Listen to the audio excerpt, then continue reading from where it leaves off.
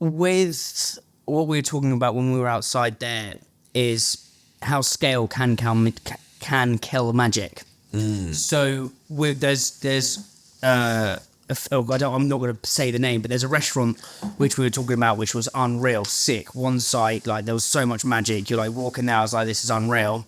They opened another site, still good. Opened another site, still good. Opened another site, which is massive. Went in there the other week, and I was like, this is just not the same thing. So at some point, you have to go through the paradox of growing versus keeping the magic.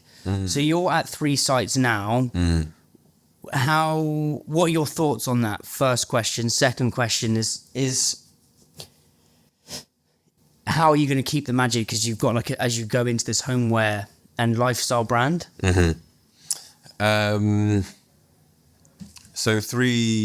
got 3 bakeries. One operates as a bakery and restaurant, and then we have 2 homeware shop as well on top of that. We have one in Hackney and one in Islington. Right. In terms of how do we keep the magic, it's not, I think we can answer that as simply as it's not to grow to 5, 7, 10, 15 sites. With the way that we make pastry, and the time, the labor, the love that goes into every croissant, we understand that there's a tipping edge, there's a tipping point where you lose quality quickly.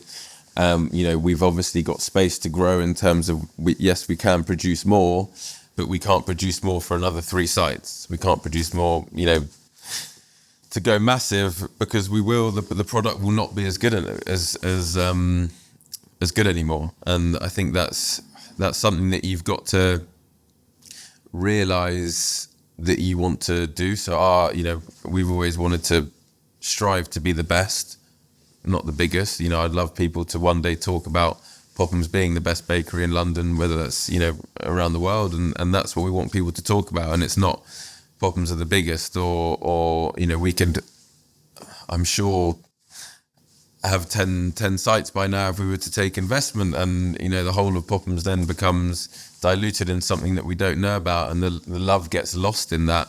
And so it's that tipping point is definitely something that we're aware of. And in terms of the growth into the homewares brand, POPHAM'S Home, which was launched in August 2020. So Lucy, my business partner, she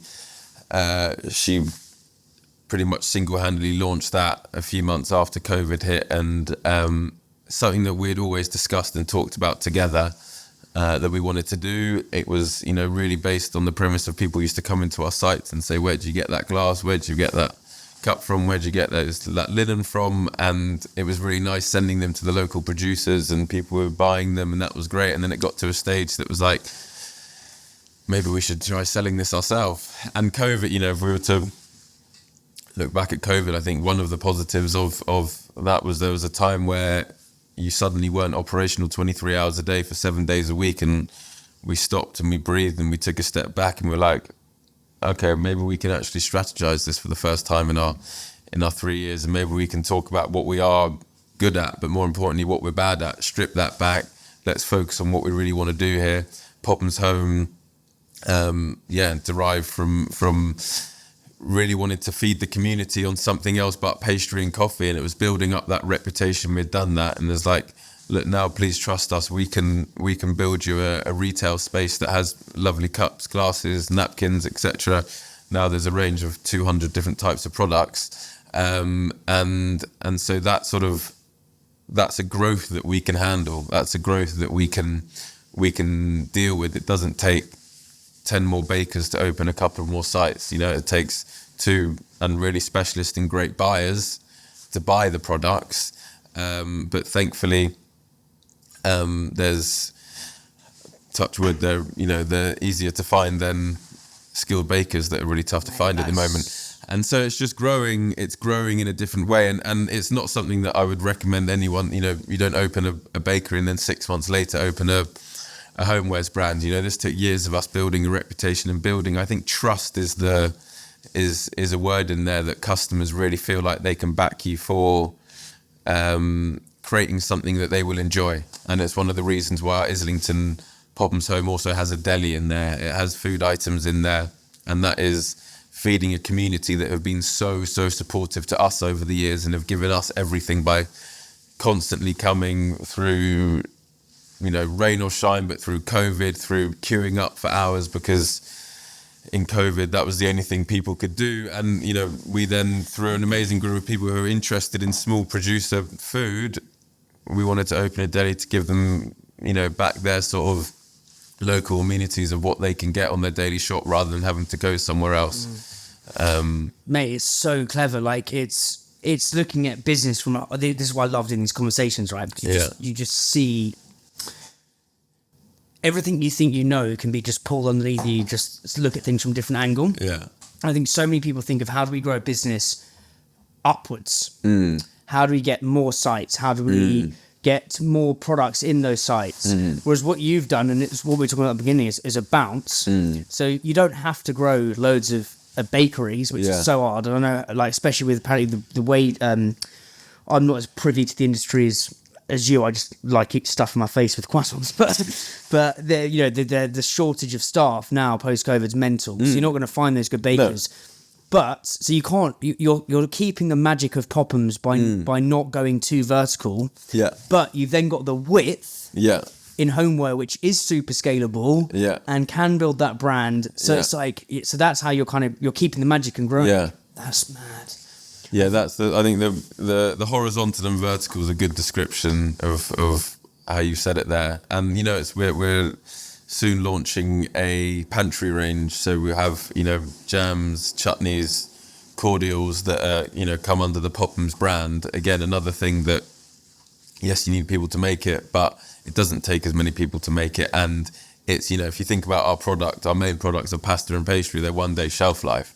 You know, we want someone in Newcastle, I don't know why I've picked Newcastle, in anywhere outside London to enjoy POPHAM'S products. And so, you know, we're going to have these range of jams and chutneys that we can send them, you know, across the country. We will also have them in different delis as well around London, and people can enjoy POPHAM'S and that brand without having to have that 1 day nature of it. And that's something, again, that's scalable and that we can grow without diluting all of our resource that we have.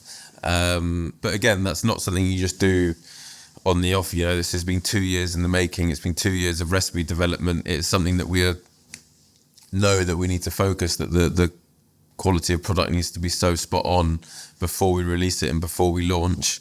But yeah, it's an exciting addition that fits in that deli mold, but allows us to scale in different ways. And just for that, coming back, we want as many people to enjoy POPHAM'S as possible. And some people don't love coming to North East London. But why, while still keeping the magic? Because to be honest with me, I've asked this question to a lot of people, and most don't have.